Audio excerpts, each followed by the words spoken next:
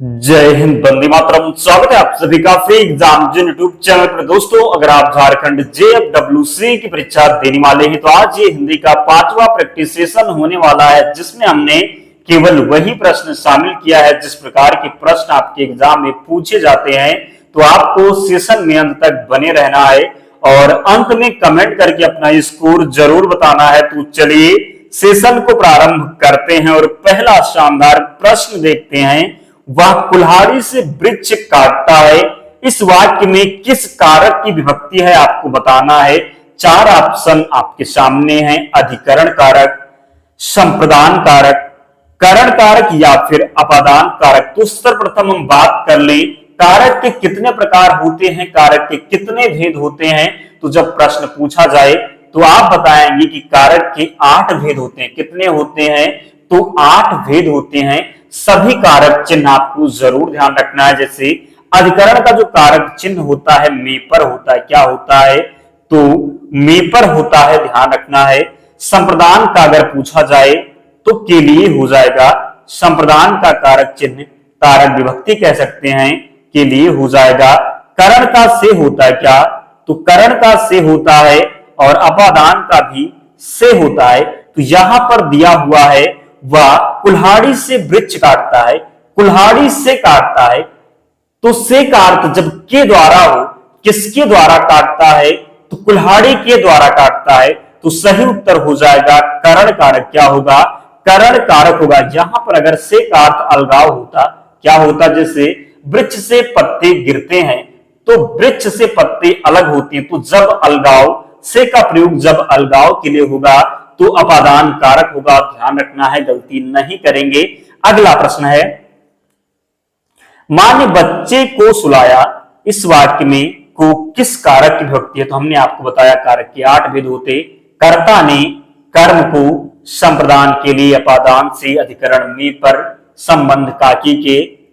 तो इस प्रकार आपको ध्यान रखना। यहां पर दिया हुआ है मां ने बच्चे को सुलाया, संप्रदान कारक का चिन्ह हमने बताया के लिए होता है। क्या होता है?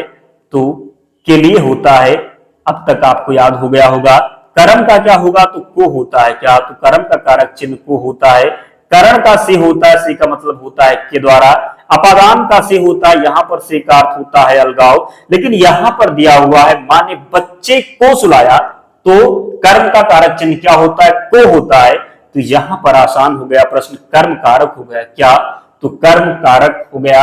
उम्मीद कर सकते हैं कि जब आगे प्रश्न बनेगा तो आप गलत नहीं करेंगे। अगला है, अध्यापक शब्द का स्त्रीलिंग रूप क्या है? अध्यापिका, अध्यापकी लिखा हुआ है, अध्यापका है, अध्यापिकी है। तो यहां पर जो अध्यापक का स्त्रीलिंग रूप होगा ये अध्यापिका होगा। क्या?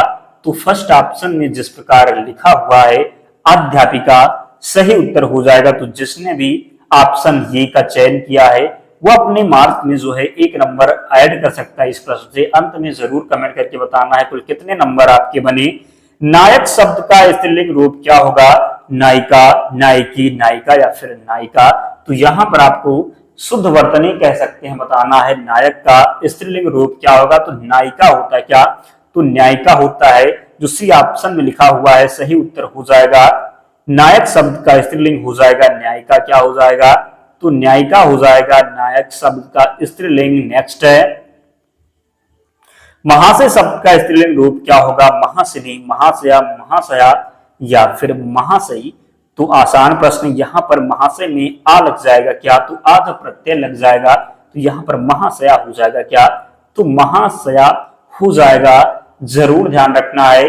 अगला प्रश्न है, नेता शब्द का स्त्रीलिंग रूप क्या होगा? नेता शब्द का स्त्रीलिंग रूप क्या होगा? तो जिसने भी अब तक वीडियो को लाइक नहीं किया है आप सभी से विनम्र निवेदन है वीडियो को जरूर लाइक कर दें और चैनल को सब्सक्राइब करके डेली आप लोग हमारे साथ जुड़िए। यहां से आपका बहुत फायदा होगा। बहु प्रश्न एग्जाम में मिलेंगे, हिंदी में एक भी प्रश्न आपसे गलत नहीं होगा, मैं आपसे वादा करता हूं। बस आपको सभी प्रैक्टिस सेशन में जुड़ना है, एक एक प्रश्न को पूरे ध्यान से देखना है। तो आप लोग वीडियो को जरूर लाइक कर दें। नेता शब्द का स्त्रीलिंग जो रूप हो जाएगा ये नेत्री होता। क्या? तो नेता शब्द का स्त्रीलिंग नेत्री हो जाएगा। नेक्स्ट है, दाता शब्द का स्त्रीलिंग रूप क्या होगा? तो नेता का नेत्री होता है, दाता का दात्री होगा। क्या? तो दाता का दात्री हो जाएगा, तो राइट आंसर यहाँ पर डी हो जाएगा। क्या? तो डी हो जाएगा। नेक्स्ट है, इंद्र शब्द का स्त्रीलिंग रूप क्या है? इंद्रा, इंद्राणी, इंद्राणी या फिर इंद्राणी। तो आप लोग कमेंट नहीं कर रहे, आप लोग सही उत्तर जरूर कमेंट करें, अंत में कमेंट करके बताएं। अब बताएं हमारा प्रयास आपको कैसा लगा। इंद्र शब्द का स्त्रीलिंग रूप क्या है? तो इंद्र का जो स्त्रीलिंग हो जाएगा ये इंद्राणी हो जाएगा। क्या? तो इंद्राणी हो जाएगा। तो इंद्र शब्द का जो स्त्रीलिंग होगा ये इंद्राणी हो जाएगा, जरूर ध्यान रखें। नेक्स्ट है, इसको आप अइया बोलते, क्या बोलते? तो इया बोलते का उच्चारण स्थान क्या होगा? दंत, दंतालु, तालु या फिर मूर्धा। तो इया जो आता है ये चा छा जा झा, इया किस वर्ग में आता? तो चा वर्ग में आता। चा हो गया, छा हो गया, जा हो गया, झा हो गया, चा छा झा झा और इया। तो यहां पर पूछा है कि इया का उच्चारण स्थान क्या होगा? तो चा जो होता है ये तालु से उच्चारित होता है। किससे? तो जो चा होता है ये तालु से उच्चारित होता है। यहां पर अगर अनुनासिक होता, क्या अनुनासिक होता ऑप्शन में, तो अनुनासिक इसका राइट आंसर हो जाता, क्योंकि यहां पर जो है वर्ग का जो पांचवा अक्षर होता है ये अनुनासिक के द्वारा बोला जाता है, लेकिन यहाँ पर अनुनासिक नहीं दिया हुआ है, इसलिए यहाँ पर हम तालु लगाएंगे। क्या? तो इसका राइट आंसर तालु हो जाए, क्योंकि चा वर्ग के जितने भी वर्ण हैं, क्या? तो चा वर्ग के जितने भी वर्ण है, चा हो गया, छा हो गया, ये सब तालु से उच्चारित होते हैं। अगला है, ऊ ध्वनि का उच्चारण स्थान क्या है? आप लोग एक बार बोल करके देखिए, ऊ करेंगे जब आप बोलेंगे ऊ। क्या? जब आप ऊ बोलेंगे तो ऊ, ओठ का प्रयोग हो, किसका? तो ओष्ठ का जब प्रयोग होगा, जब ओष्ठ का प्रयोग होगा तो राइट आंसर वी हो जाएगा। तालु हमने बताया चा वर्ग का वर्ण जितने भी होंगे तालु। कंठ, जो कंठ की जब बात करेंगे तो का वर्ग किसके? तो का वर्ग के वर्ण कंठ से बोले जाते हैं दंतालु। दंतालु आपको बताना है, दंतालु आपको कमेंट करके बताना है, कल हमने आपको बताया था। अगला है, समुच्चय का सही संधि विच्छेद क्या होगा? समूधन चय, समधन उत्धन आय, समधन उच्चय, समधन उच्चय। तो राइट आंसर यहाँ पर वी ऑप्शन हो जाएगा। सम के साथ उत लगेगा, फिर प्लस आय लग जाएगा, तो समुच्चय हो जाएगा। क्या? तो समुच्चय हो जाएगा। नेक्स्ट है,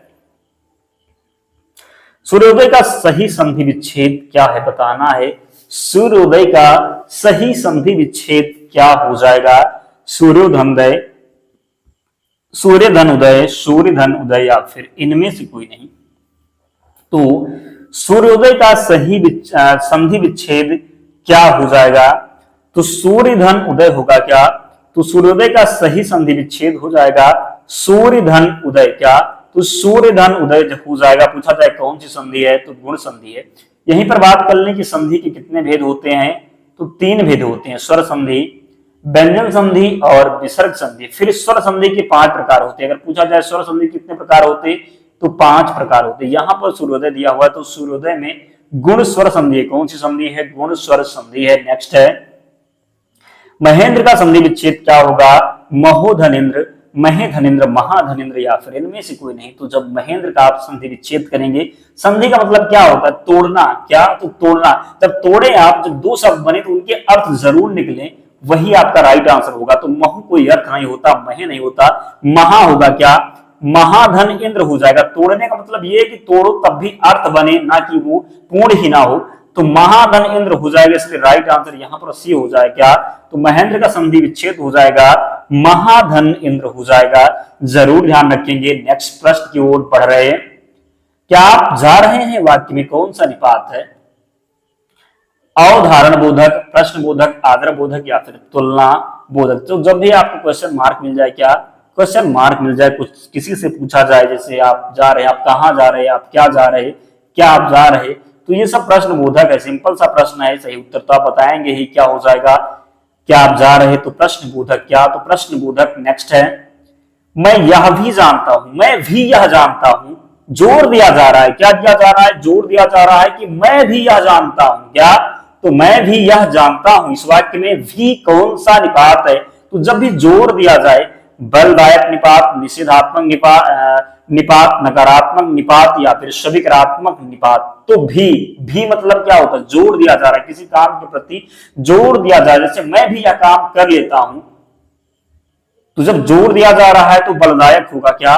तो बलदायक निपात हो जाएगा। नेक्स्ट है, झूठ मत बोलो। इस वाक्य में मत कौन सा निपात है? सीमा बोधक, अवधारण बोधक, तुलना बोधक या फिर निषेध बोधक। क्या होगा? निषेध बोधक। झूठ मत बोलो, प्रश्न है कि झूठ मत बोलो, तो मत बोलो जब मत मिल जाए तो निषेध बोधक हो जाएगा क्या? तो निषेध बोधक के बारे में कल हमने आपको पढ़ाया था, कल वाला क्लास जरूर देख लेना, आपको बहुत हेल्प मिलेगा। आप लोग 1 नंबर से शुरू करना, पहला प्रैक्टिस सेट, दूसरा, तीसरा, चौथा, 5वां आज है। अगर आप डेली सभी को देख लेते हैं तो हिंदी में हमें नहीं लगता कि आपके प्रश्न गलत होंगे। तो झूठ मत बोलो निषेध बोधक हो जाएगा। नेक्स्ट है, तुम्हें राम के आने तक प्रतीक्षा करनी होगी। इस वाक्य में तक कौन सा निपात है? तक, मैंने आपको बताया ही आ गया, तक आ गया, यही हो गया, ये सब बलदायक हैं। क्या है? तो बलदायक निपात है। क्या हो जाएगा? तुम्हें राम के आने तक प्रतीक्षा करनी होगी, तक दिया हुआ है, तक, यही, भी, ये सब बलदायक निपात होंगे। इस प्रकार के जब शब्द आपको वाक्य में मिल जाए तो आप आंख मूंद करके बलदायक निपात लगाना और आपका सही हो जाएगा। नेक्स्ट है, पशु पक्षी ही अपना हित समझते हैं। इस वाक्य में ही कौन सा निपात है? तो ही हमने आपको बताया ही है। अब तो गलत नहीं करेंगे आप, क्या नहीं करेंगे? तो गलत नहीं करेंगे। ही क्या है? तो ही जो है ये बलदायक है। ही हो गया, यही हो गया, तक हो गया, ये सभी बलदायक हो जाएगा। नेक्स्ट है, काश आज वर्षा होती। इस वाक्य में काश कौन सा निपात है? काश कौन सा निपात है? जब इस प्रकार के आपके चिन्ह मिलेंगे तो विस्मयादि बोधक होगा। क्या? तो विस्मयादि बोधक होगा। आदर बोधक मतलब 1 गिलास पानी ले आओ। सीमा बोधक होता है, अवधारण बोधक होता है। तो यहाँ पर विस्मयाद बोधक हो जाएगा। क्या? जिसको आप एक्सक्लामेटरी बोलते हैं। काश आज वर्षा होती, विस्मयाद बोधक इसका सही उत्तर हो जाएगा। नेक्स्ट है, निपात के कितने प्रकार होते? 5, 7, 8 या फिर 9। तो निपात के 9 प्रकार होते। कितने? तो 9 प्रकार होते। अगला है, उर्वरा शब्द के लिए वाक्यांश है ऊसर भूमि, समतल भूमि, बंजर भूमि या फिर उपजाऊ भूमि। तो उर्वरा, उर्वरा किसको बोलते? उर्वरा, उर्वरा बोलते उपजाऊ भूमि को। किसको? तो उर्वरा बोलते उपजाऊ भूमि को बोलते उर्वरा। उर्वरा शब्द के लिए वाक्यांश है उपजाऊ भूमि हो जाएगा। क्या? तो उर्वरा शब्द के लिए वाक्यांश है उपजाऊ भूमि। क्या होगा? तो उर्वरा शब्द के लिए वाक्यांश है उपजाऊ भूमि, जरूर ध्यान रखेंगे। नेक्स्ट प्रश्न है, व्याकरण जानने वाला वाक्य के लिए एक शब्द है व्याकरण विशेषज्ञ, व्याकरण पंडित, वैयाकरण या फिर व्याकरण कहलाता। तो जब कहा जाए व्याकरण जानने वाले के लिए जो एक शब्द बोला जाएगा ये वैयाकरण बोलते, उसको क्या बोलते? तो व्याकरण बोलते उसको, व्याकरण जानने वाले को वैयाकरण बोलते हैं। ध्यान रखें, क्या? तो व्याकरण बोलते हैं, जरूर ध्यान रखें। तो जिसने भी सी ऑप्शन का चयन किया है सही उत्तर हो जाएगा। अगला है, गाल बजाना का अर्थ है पिटाई करना, गाली देना, डींग हाँकना या फिर क्रोधित करना, क्रोधित होना। तो गाल बजाना कहते हैं वो गाल बजा रहा है, यानी कि डींग हाँक रहा है। क्या? तो डींग हाँक रहा है। तो राइट आंसर यहाँ पर जो 23 का हो जाएगा ये कौन सा होगा? तो डींग हाँकना हो जाएगा। गाल बजाना यानी कि डींग हाँकना। नेक्स्ट है, अगर मगर करना, कपट करना, बहाने बनाना, इधर की बात उधर करना, व्यर्थ समय गंवाना। तो अगर मगर करना यानी कि बहाने बनाना, जिससे आप किसी को कोई काम करने के लिए बोले हैं, पढ़ने के लिए बोले हैं लेकिन वो पढ़ नहीं रहा, अगर मगर कर रहा है यानी कि बहाने बना रहा है। क्या हो जाएगा? बहाने बना रहा है। अगला है, शुद्ध शब्द का चयन आपको करना है, शुद्ध शब्द आपको बताना है। सच्चिदानंद दिया हुआ है, सच्चिदानंद है, सच्चिदानंद है, सच्चिदानंद है। तो वी ऑप्शन जो लिखा हुआ है सच्चिदानंद, ये शुद्ध वर्तनी है। क्या हो जाएगा? तो वी ऑप्शन में जो सच्चिदानंद दिया हुआ है ये शुद्ध वर्तनी है, ध्यान रखिएगा। नेक्स्ट प्रश्न है, शुद्ध वर्तनी वाला शब्द कौन सा? सुसुप्ति, सुसुप्ति, सुसुप्ति या फिर सुसुप्ति। तो किस प्रकार लिखा जाएगा? सुसुप्ति, जरूर ध्यान रखिए। तो जो सी ऑप्शन लिखा हुआ है, क्या? तो सी ऑप्शन सुसुप्ति लिखा जाएगा। क्या? तो सी ऑप्शन में लिखा जाएगा सुसुप्ति जो है ये सही उत्तर हो जाएगा। नेक्स्ट है, सही वर्तनी छांटना है आपको। जयत सना दिया हुआ है, जयत सना है, जयत सना या फिर जोत सना है। तो जयत सना में आधा ता होता है और आधा सा होता है। क्या? तो आधा ता और आधा सा होता है, तो ज्योत सना लिखा जाता है। क्या? तो ज्योत सना लिखा जाता है, ध्यान रखिएगा। तो यहां पर जब आप देखेंगे तो 2 ऑप्शन बी में भी सेम है और सी में भी सेम है, तो इसका राइट आंसर बहुत हो जाएगा। क्या? तो इसका राइट आंसर दोनों हो जाएगा, ध्यान रखिएगा। क्या? तो दोनों हो जाएगा, गलती नहीं करेंगे। अगला है, शुद्ध शब्द क्या है? संपूर्ण, संपूर्ण, संपूर्ण या फिर संपूर्ण। तो सी ऑप्शन में जो लिखा हुआ है संपूर्ण क्या हो जाएगा? सा पर अंक की बिंदी, पा पर दीर्घ और फिर रा हो जाएगा, रा में रा लगा हुआ है। किस प्रकार? तो संपूर्ण जो लिखा जाएगा, क्या लिखा जाएगा? तो संपूर्ण लिखा जाएगा इस प्रकार, सा पर अंक की बिंदी लगेगी, संपूर्ण। तो सी ऑप्शन राइट है। नेक्स्ट है, दयानंद में प्रयुक्त संधि का नाम बताएं। तो दयानंद में संधि बताना, मैंने आपको बताया संधि के कितने भेद होते हैं? 3 भेद होते हैं। 3 भेद में एक स्वर संधि, विसर्ग संधि और व्यंजन संधि। फिर स्वर संधि के 5 भेद होते हैं। तो यहाँ पे बताना है दयानंद। तो दयानंद में हमने आपको बताया है, ट्रिक के माध्यम से आपको ध्यान रखिए, जैसे जब आ मिल जाए, बड़ा आ का मात्रा मिल जाए, बड़ी ई का मात्रा मिल जाए, तो वहां पर दीर्घ संधि आप लगाना और आपका सही उत्तर हो जाएगा। तो यहाँ पर दीर्घ दिया हुआ दयानंद। दयानंद में कौन सी संधि? तो दीर्घ संधि है। अगला है और अंतिम प्रश्न दोस्तों, तो जिसने भी अब तक वीडियो को लाइक नहीं किया है, आप लोग वीडियो को जरूर लाइक कर दें, चैनल को सब्सक्राइब करके हमारे साथ जुड़ जाएं, बहुत फायदा आपका होने वाला है। कपीस में प्रयुक्त संधि का नाम बताएं। वृद्धि संधि, विसर्ग संधि, व्यंजन संधि या फिर दीर्घ संधि। तो अगर आप पिछले प्रश्न में ध्यान से सुने होंगे, मैंने आपको बताया जब ई मिल जाए, ई का मात्रा मिल जाए, बड़ी ई का, बड़ा आ का मात्रा मिल जाए, तो वहां पर दीर्घ संधि होता है। क्या? तो दीर्घ संधि। तो कपीस में प्रयुक्त संधि कौन सी हो जाएगी? दीर्घ संधि राइट आंसर हो जाएगा। डी ऑप्शन का चयन जिसने भी किया है सही हो जाएगा। दोस्तों 30 प्रश्न थे, आप लोग कमेंट करके बताएं कितना रहा आपका स्कोर, कितने प्रश्न आप सही कर पाए, जरूर कमेंट करके बताएं। और जिसने भी वीडियो को लाइक नहीं किया, आप लोग लाइक करके ही जाना, चैनल को जरूर सब्सक्राइब कर लेना और पीडीएफ के लिए टेलीग्राम चैनल से जुड़ जाना। लिंक डिस्क्रिप्शन बॉक्स में, या फिर आप टेलीग्राम पर जाएंगे और वहां पर सर्च करेंगे फ्री एग्जाम जोन, आपको चैनल मिल जाएगा, आप लोग ज्वाइन हो जाना, वहां पर सारी पीडीएफ मिल जाएगी। तो मिलते हैं नेक्स्ट वीडियो में, तब तक पढ़ते रहिए, ध्यान रखिए अपना, स्वस्थ और सुरक्षित रहिए। जय हिंद।